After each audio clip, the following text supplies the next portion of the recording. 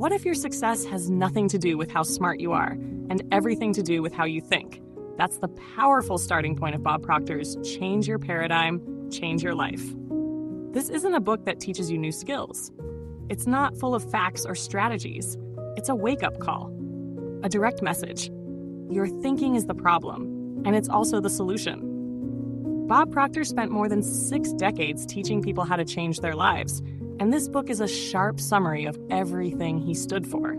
You might know him from The Secret, where he spoke about the law of attraction. But this book goes much deeper than wishing for success or visualizing a better future. It asks you to go inward, to challenge everything you've been programmed to believe about yourself, your potential, and your limitations. At the heart of this book is one simple idea. If you want different results in your life, you have to change your paradigm. That word, paradigm, is central. Bob defines it as a collection of beliefs and habits deeply embedded in your subconscious mind. And these beliefs, many of which you never consciously chose, are running the show. He writes, "A paradigm is a mental program that has almost exclusive control over our habitual behavior, and almost all behavior is habitual." That hits hard, because most of us think we're making conscious choices. But Bob says we're not. We're on autopilot, thinking the same thoughts, feeling the same emotions, taking the same actions, day after day, year after year. And we wonder why things don't change.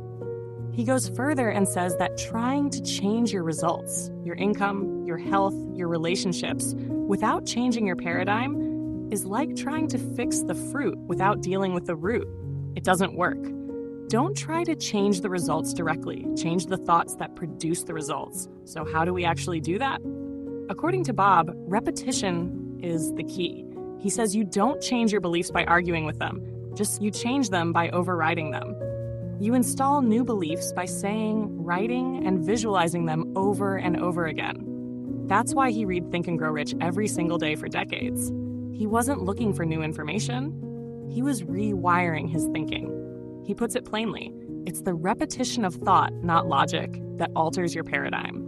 And this is where a lot of people resist the message. We like logic. We like being rational. But Bob says your subconscious doesn't respond to logic. It responds to emotion and repetition. He also talks a lot about the importance of your environment, who you spend time with, what you listen to, what you expose your mind to, because your paradigm is influenced by everything around you. You cannot change your paradigm while staying in the same energy, he warns. If you're surrounded by negativity, scarcity, or people who keep playing small, you'll stay stuck. So if you want to grow, you need to build an environment that supports growth. Another key message in the book is about vibration and emotion. Bob says, if you want to attract wealth, success, or love, you need to start feeling that way before it shows up.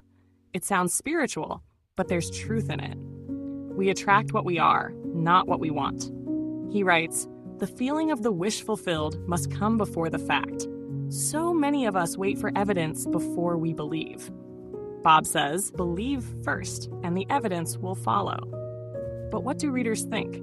On Goodreads, the book gets praise for being powerful, simple, and life-changing. One reader wrote, "This book made me realize I've been sabotaging myself for years, not because I was lazy, but because I believed I couldn't change."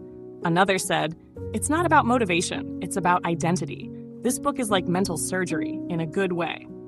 There's a clear pattern in the reviews. This book hits people emotionally. It makes them pause and reflect. Not everyone agrees with everything, but most feel impacted. However, not all reviews are glowing. On Reddit, some readers criticize the book for being repetitive and vague. It's empowering, yes, but I wanted more practical tools, not just mindset stuff, one user wrote.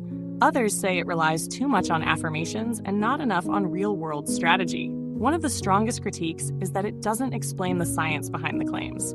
There's very little neuroscience or psychology cited. It's based on Bob's decades of experience and philosophy, not peer-reviewed studies. For some readers, that's fine. For others, it's a deal breaker. Still, there's no denying that Bob's message resonates with people, and it's especially powerful for those who feel stuck. Stuck in jobs they hate, stuck in emotional patterns, stuck in financial stress. This book gives you a framework for breaking out of that loop. not by changing your boss or your partner or your situation, but by changing your programming. The tone is clear and confident, but never pushy. Bob doesn't shout. He doesn't try to convince you with data. He simply invites you to try it for yourself. And in that way, it feels more like a coaching session than a lecture. This book is especially helpful for entrepreneurs, creatives, and anyone trying to grow or start something new. If you've ever felt like you know what to do, but something always pulls you back, this book might explain why.